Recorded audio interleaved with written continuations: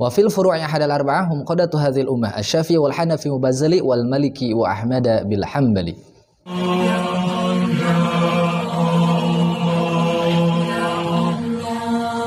Jadi di dalam masalah ini kami mohon kepada seluruh umat Islam apapun ormasnya jangan saling menghujat.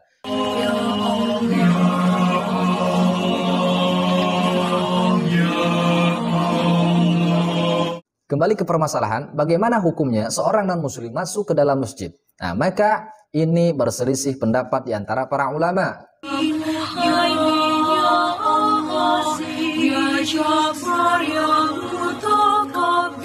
Janganlah kita mencari-cari sesuatu yang bisa menjadi penyebab terjadinya perpecahan di antara umat Islam.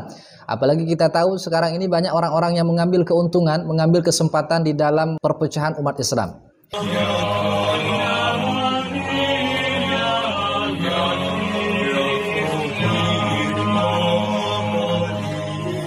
Nah, apakah melantunkan Asmaul Husna di Masjid Istiqlal itu termasuk uzur di dalam mazhab Malik? Wallahu a'lam.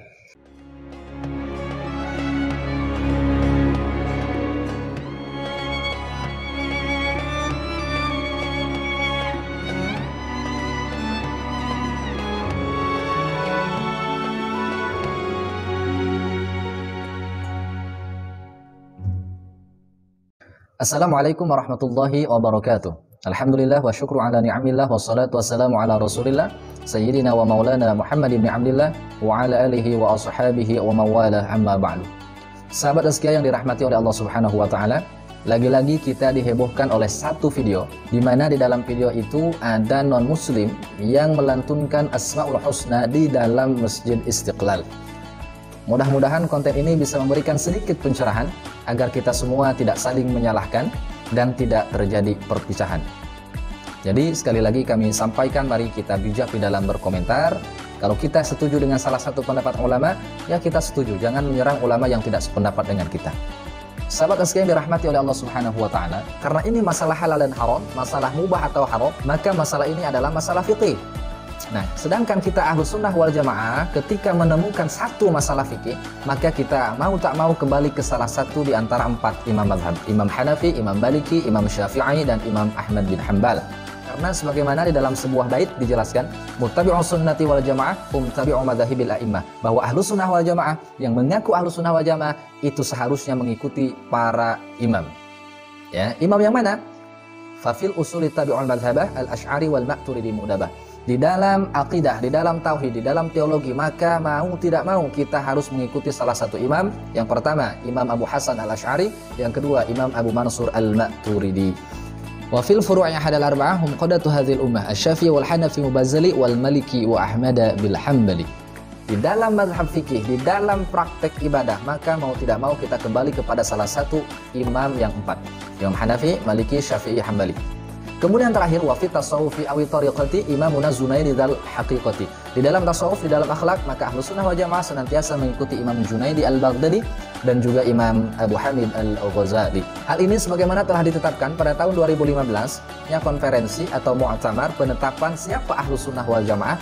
Kemudian para ulama bersepakat atas apa yang kami sampaikan sebelumnya. Sahabat sekalian dirahmati oleh Allah Subhanahu wa taala, kembali ke permasalahan, bagaimana hukumnya seorang non-muslim masuk ke dalam masjid? Nah, maka ini berselisih pendapat di antara para ulama. Kenapa para ulama berbeda pendapat? Perbedaan pendapat ulama-ulama ini berangkat dari perbedaan pemahaman mereka terhadap satu teks Al-Quran, yaitu surah At-Taubah ayat 28. A'udzubillahi minasyaitonirrajim. Bismillahirrahmanirrahim. Ya ayyuhalladzina amanu innamal musyrikuuna najas fala yaqrabul masjidal haram ba'da 'amihim hadza. Sungguh orang musyrik itu najis. Fala yaqrabul masjidal haram, maka janganlah mereka mendekati Masjidil Haram ba'da 'amihim hadza, setelah tahun ini, itu tahun ke-9 Hijriah ya pada saat itu. Inilah munculnya perbedaan pendapat para ulama memaknai teks Al-Qur'an ini. Ya. Kita simak, yang pertama adalah menurut mazhab Hanafi. Di dalam fikih Islam wa adillatu karya Syekh Wahbah Az-Zuhaili ya. Beliau menyebutkan di dalam kitabnya juz 3 halaman 582, beliau menyebutkan ajaza Abu Hanifah lil kafiri dukhulal masajidi kulliha hatta al masjidil haram min ghairi idhnin walau li ghairi hajatin. Nah, Imam Abu Hanifah membolehkan secara mutlak, baik itu Masjidil Haram maupun masjid yang lainnya, baik ada izin maupun tidak ada izin, baik ada hajat maupun tidak ada hajat. Menurut beliau boleh hukumnya. Ya. Kemudian yang selanjutnya pendapat Imam Malik. Kita simak pendapat Imam Malik masih dalam kitab yang sama, halaman 583. Wa ajazal malikiyah li ghairil muslimi dukhulal haramil maki dunal baitil haram biiznin aw amanin. Wala yajuzu 'indahu mutlaqan dukhulul kafiri masjidan wala yumkinu min dukhulih illa li'udhrin kaddukhuli littaqadi amama al-hakimil muslimi qiyasan 'ala man'ihi min dukhulil masjidil haram. Sedangkan mazhab Maliki beliau mengharamkan secara mutlak. Ya, baik itu ke Masjidil Haram ataupun ke masjid-masjid yang lainnya kecuali ada uzur. Misalnya seorang non-muslim yang sedang menyelesaikan permasalahan hukum dengan umat Islam, ya, maka itu hukumnya boleh di sini. Yang diperbolehkan oleh Imam Malik di sini bukan masuk masjid, tapi masuk ke tanah haram, bukan ke Masjidil Haramnya, ya. Nah, jadi mazhab Maliki haram masuk ke Masjidil Haram maupun ke masjid selain Masjidil Haram. Kenapa masjid selain Masjidil Haram itu juga diharamkan untuk dimasuki oleh orang-orang non-muslim? Alasannya li'annal illata wa hiya an-najasah mawjudatun fi kulli musyrikin. Karena bukan zatiyah masjidnya yang dipermasalahkan, tapi orang musyriknya. Karena orang musyrik itu najis, ya. Wal hurmata mawjudatun fi kulli masjidin, dan keharaman itu juga ada di setiap masjid. Jadi masjid yang lain itu dikiaskan dengan Masjidil Haram.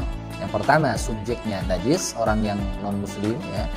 Orang-orang musyrik najis. Yang kedua karena semua masjid itu sama-sama menjadi haram, ya. Maksud haram itu ya wajib dijaga kehormatannya.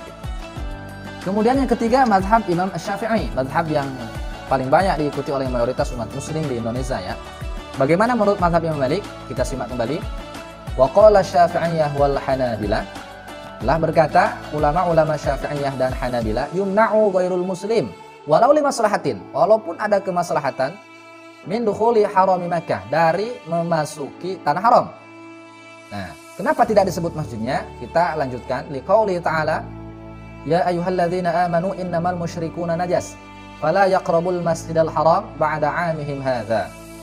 Nah, wa qad warada fil athar al haramu kulluhu masjidun, bahwa semua tanah haram itu adalah masjid. Nah, berangkat dari ini Imam Asy-Syafi'i dan mazhab Imam Al-Hambali ini mengharamkan untuk masuk ke Masjidil Haram walaupun ada kemaslahatan di dalamnya. Kemudian bagaimana masuk ke masjid selain Masjidil Haram? Nah, seperti Masjid Istiqlal atau masjid yang lainnya. Maka kita lanjutkan. Wa yajuzu 'indahum lil kafiri bihajatin dukhulul masajidil ukhra ghairil Masjidil Haram. Dan ulama-ulama Syafi'iyah dan Hanabilah itu membolehkan orang non-muslim masuk ke dalam masjid selain Masjidil Haram, ya, Masjid Istiqlal dan masjid-masjid yang lainnya. Nah, kebolehan masuknya orang-orang non-muslim ke dalam masjid selain Masjidil Haram itu ditakyid, dibatasi biiznihim, ya, ada izin orang-orang muslim atau pengurus masjid lah kalau sekarang, ya. Nah, kalau tidak ada izin maka menurut Imam Syafi'i dan Imam Hambali pun tidak boleh. Yang kedua, lihajatin, karena ada kebutuhan. Nah, apakah melantunkan Asmaul Husna di Masjid Istiqlal itu merupakan satu kebutuhan? Wallahu a'lam bishawab. Nah, kenapa? Karena li'anna nasul ayat fil Masjidil Haram, karena ayat ini hanya menjelaskan Masjidil Haram, ya, jadi tidak dikiaskan. Nah, wal aslu fil asya al ibahah, sedangkan yang menjadi hukum asal itu adalah kebolehan.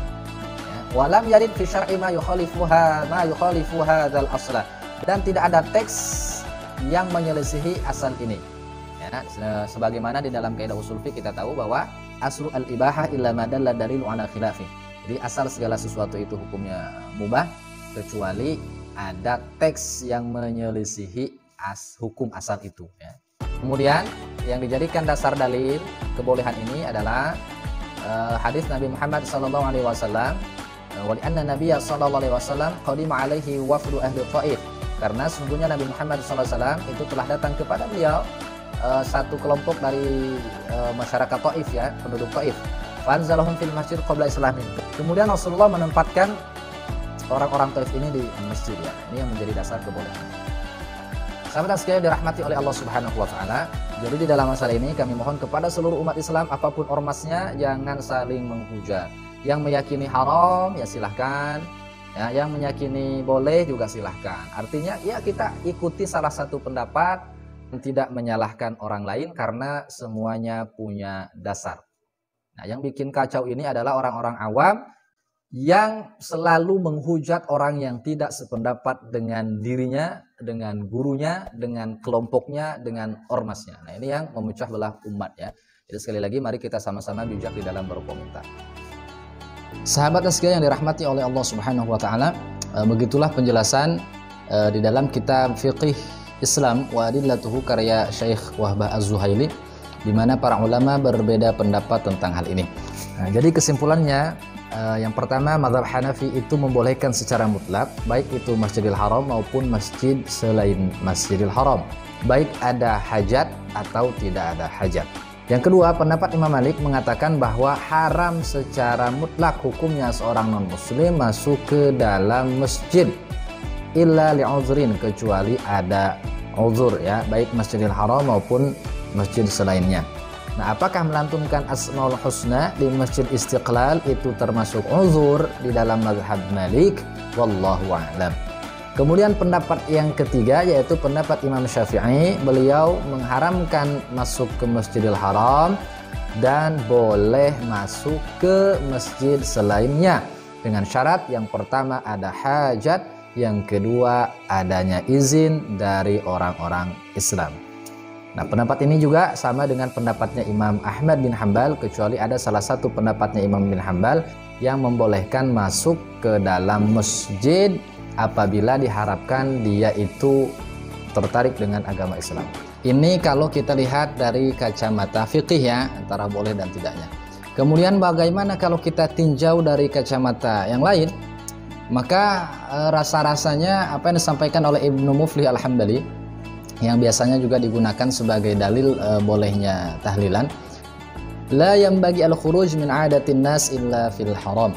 Tidak sebaiknya kita keluar dari kebiasaan masyarakat selama itu tidak haram. Karena ini tidak biasa, menurut kami sebaiknya janganlah kita mencari-cari sesuatu yang bisa menjadi penyebab terjadinya perpecahan di antara umat Islam. Apalagi kita tahu sekarang ini banyak orang-orang yang mengambil keuntungan, mengambil kesempatan di dalam perpecahan umat Islam. Ya, banyak membenturkan satu ormas dengan ormas yang lain, banyak membenturkan satu ulama dengan ulama yang lain. Akhirnya kita umat Islam kurang produktif, kehabisan energi untuk membahas hal-hal yang lebih penting dan lebih pokok lagi ya. Semoga bermanfaat. Assalamualaikum warahmatullahi wabarakatuh.